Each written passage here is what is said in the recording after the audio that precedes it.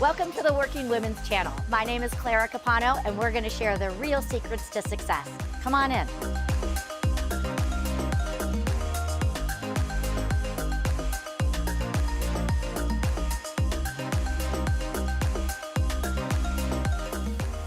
Hello, everyone, and welcome to another episode of the Working Women's Channel. I am your host, Clara Capano, and I am joined today by the amazing Anita Chan. Anita, welcome.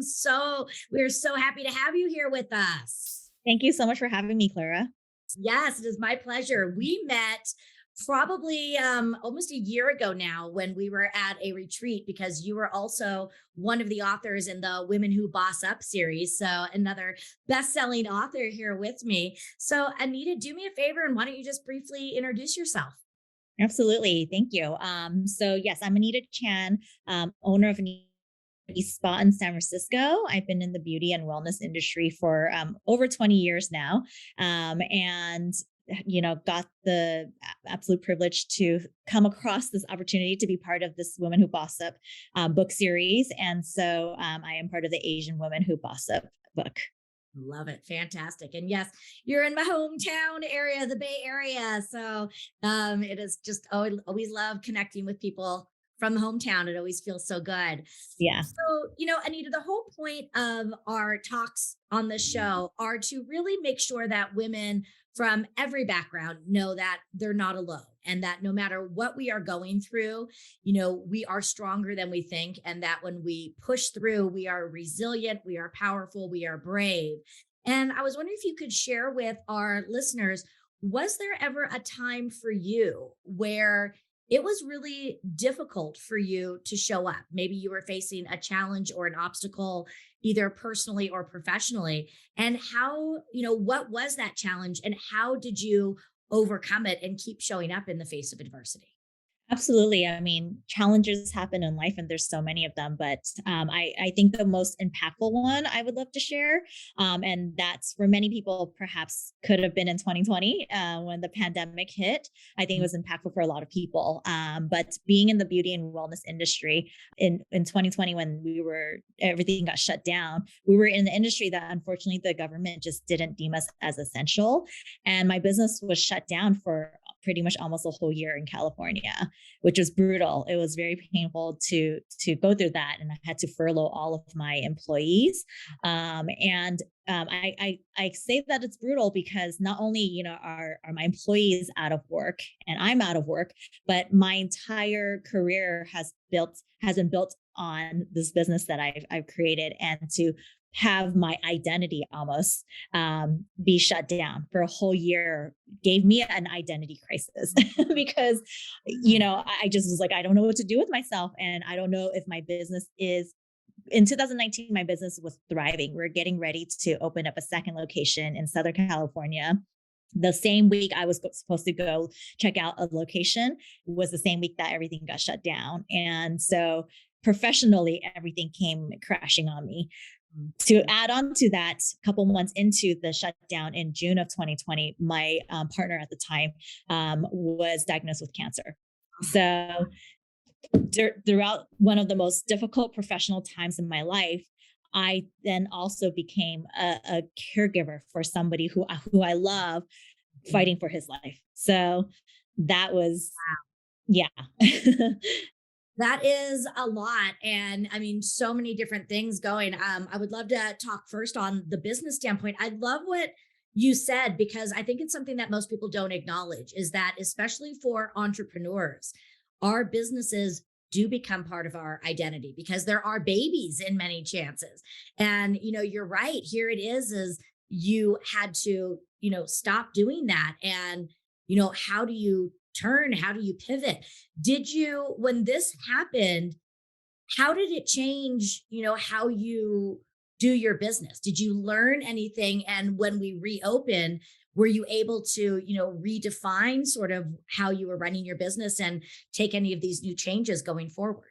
Yeah. So, unfortunately for our industry, I own a brick and mortar where people come in to do personal services where we're touching them and, very, very close contact. And there was no pivoting.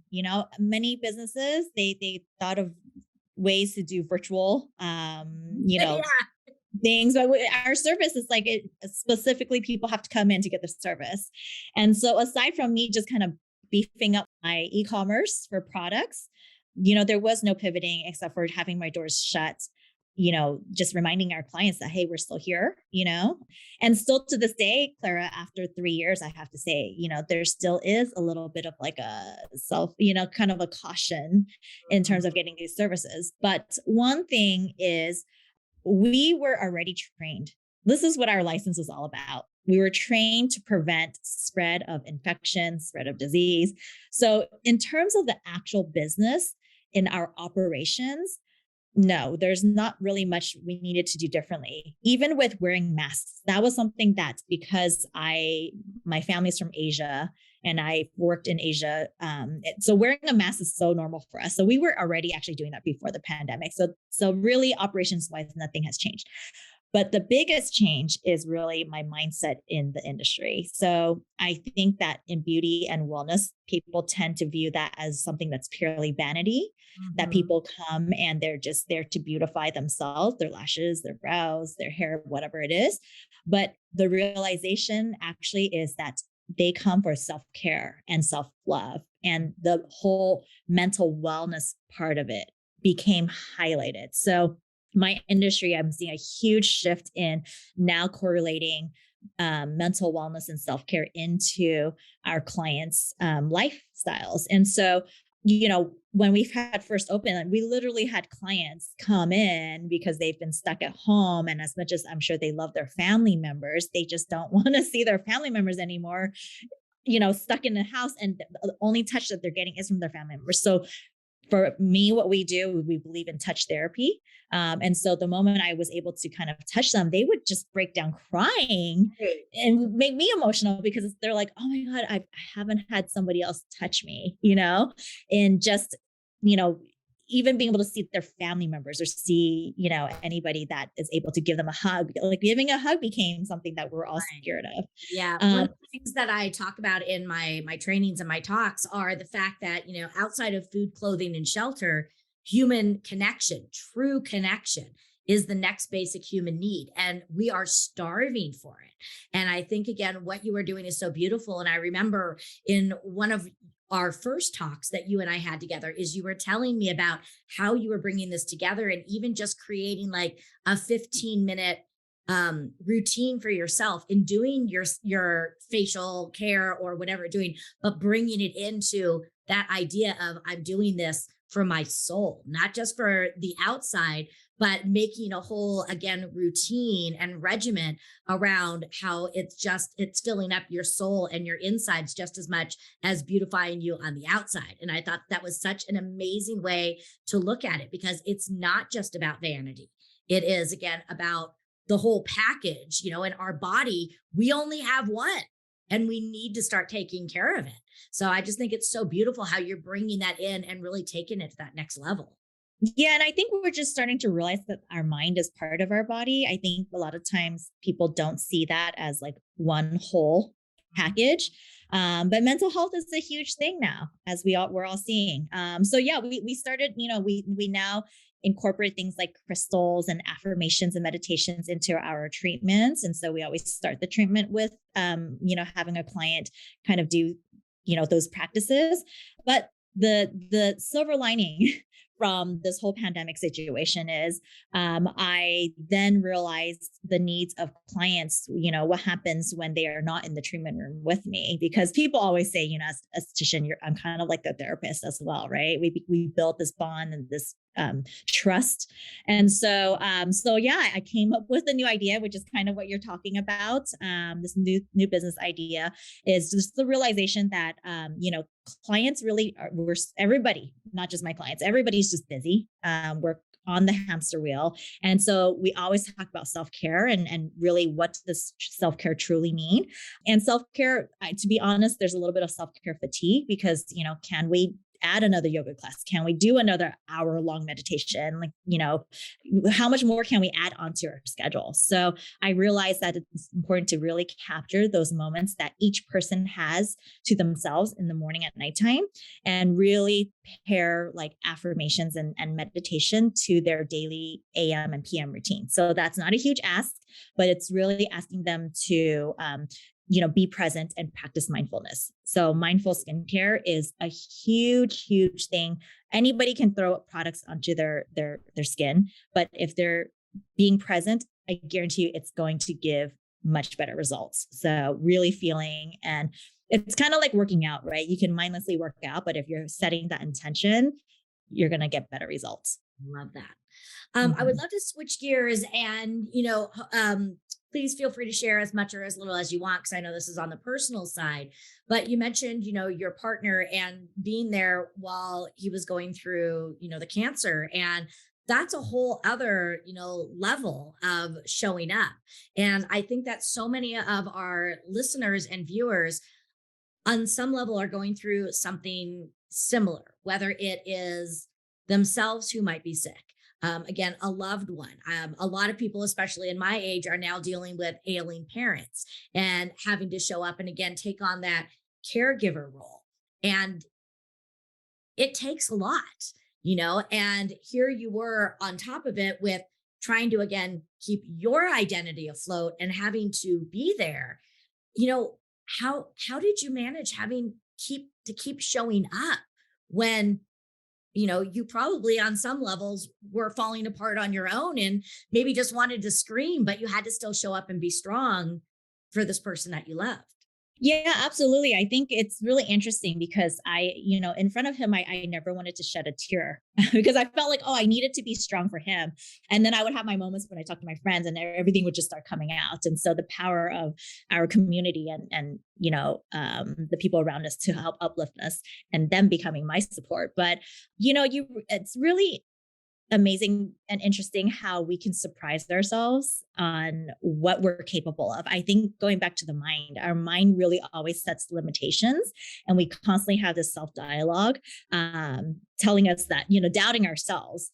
But when you're faced with, we always hear about the mother who lifted up a car because their child was, when you're faced with those situations, especially if it's something that's life or death, something just miraculously happens. And at the end of the day, you just take one step, one foot in front of the other, and you just do it. You just tackle it. And that's really how it is, even with business or whatever it is. And so in that situation, I really learned, I couldn't take away what he was going through. He was the true warrior that's dealing with all of the medical stuff.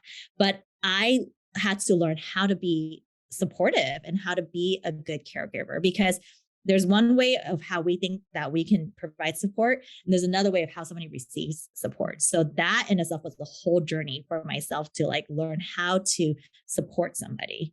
And yeah, I mean, I don't have a specific formula that I can give people like, this is how you show up.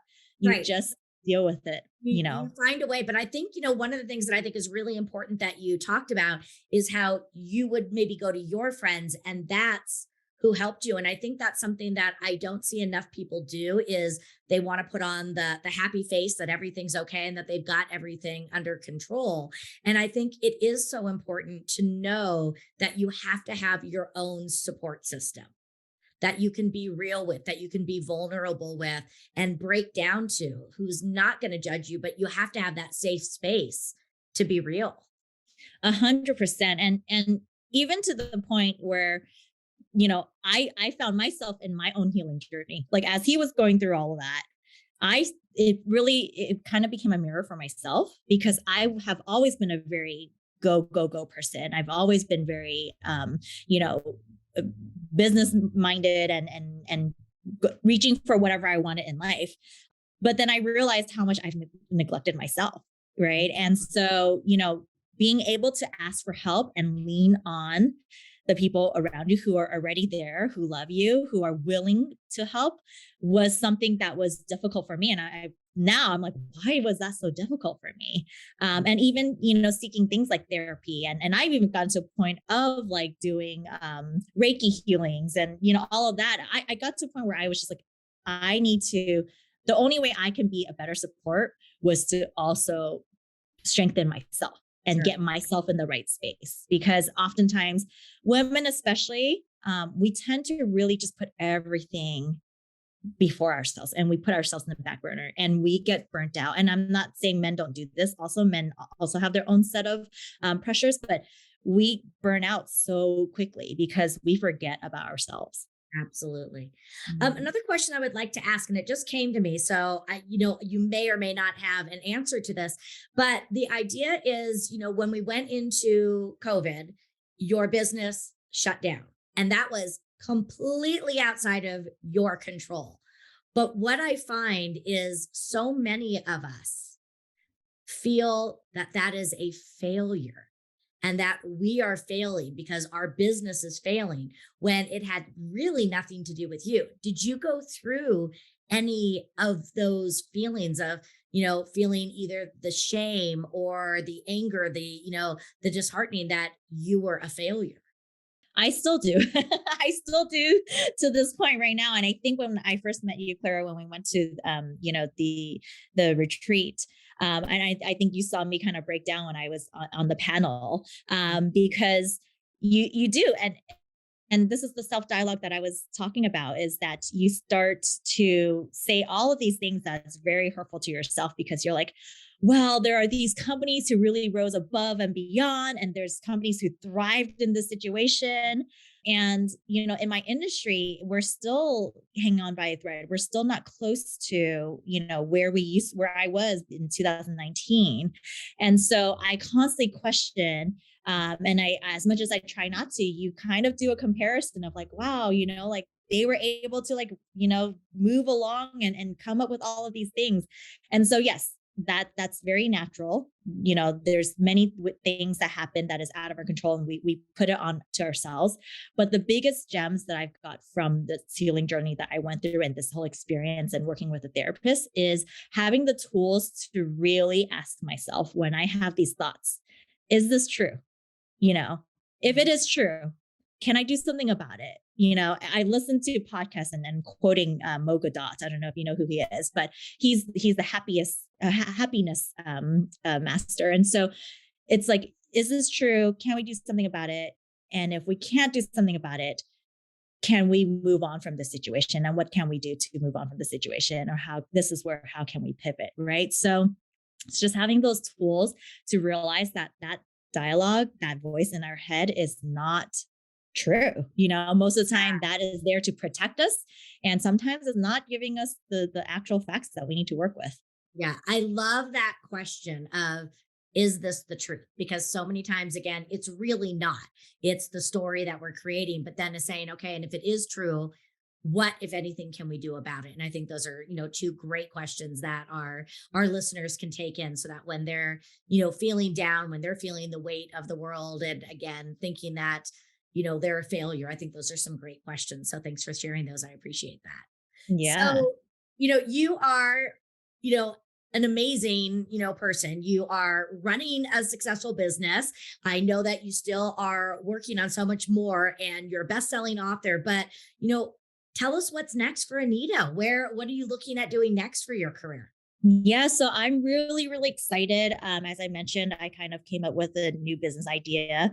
And this business is called Miji, which is in translation, it means beauty time or my time. And so ultimately, what we're getting ready to launch is an app that's going to help guide our users on how to do their skincare routine. Because after 20 something years and with the pandemic happening, it was even more apparent to me that people don't know how to use their skincare. They can come see me every month and I could say, use these products. And they're like, well, how am I supposed to use it? And so I realized that, okay, we need to make it much easier to guide clients on how to do their AM and PM routine. And if they were to travel to a different climate, how can they shift the products that they use so that it can be more acclimated to the environment that they're in. But furthermore, the main thing is that while they're doing, it could be a 5-minute routine, it could be a 15-minute routine, whatever time they have, they're actually putting in that affirmation. So that the AM routine will have their auditory affirmations playing so that they can be present in the moment before they run off to do take their kids to school. And then in the evening, they can unwind with a very light meditation as they're doing their routine. And so we're also launching a line of skincare that's going to pair with that app. And so yeah, we're building this platform to really hopefully empower everybody to take advantage of that little bit of time that they have to themselves and really treasure and make that time valuable so that they can be doing, their superwoman, whatever they can do the moment they step out of the bathroom. That So is fantastic. And I love the name. I mean, perfect. And again, just bringing that in because, like you said, even if it's only just a few minutes of me time, that can lay the foundation. And I love how you're teaching them. I call it bookending your days. And I love to do that is to start my day and end my day with some sort of gratitude, but then bringing it all together. I think it's such a calming and peaceful way to both start and end your day. So yeah, that's it's amazing. one of the easiest things that we can do to make a world of a difference for ourselves. Absolutely. So, Anita, if you could leave our listeners with maybe just one nugget, what would, some parting words be that you would like to leave with them and get them thinking about? Yeah, I think kind of the essence of our conversation is that just trust that you are stronger than you really think you are, and always surprise yourself because it's possible to surprise yourself on how you can show up and step up into whatever role that you need to do. But at the end of the day, the only way to do that is to put yourself as priority. There's nothing external of ourselves, no person, no thing, no job, nothing that can give you happiness because you are your own happiness. So that's really, I I hope love it. people can practice that. I love it. And I think that is just a perfect way to close it out. I love that saying that you are your own happiness. So, Anita, thank you so much for sharing your story, sharing your knowledge with us. I cannot wait to see your new products. So, please make sure that you are sharing those with me so I can blast those out to everyone else. And we are going to put all of your contact information and all of your links to everything that you're doing in the show notes. But what is the best place if people wanted to reach out to you right now? Where's the best place for everyone to find you? Yeah, currently the best would probably be Instagram. My handle is at Anita B Spa because we'll be announcing the launch of Miji. If people are interested in Miji, there is Miji, so it's mi-ji.com that people can start seeing the launch of that. So Beautiful. Well, thank you, Anita. Thank you for all the other listeners and viewers. Again, remember, you are your own happiness. You are stronger than you know, and always make sure that you are showing up and carving out time for you time. So thanks again for joining us for another episode of the Working Women Channel. I'm Clara Capano, and I will see you next time.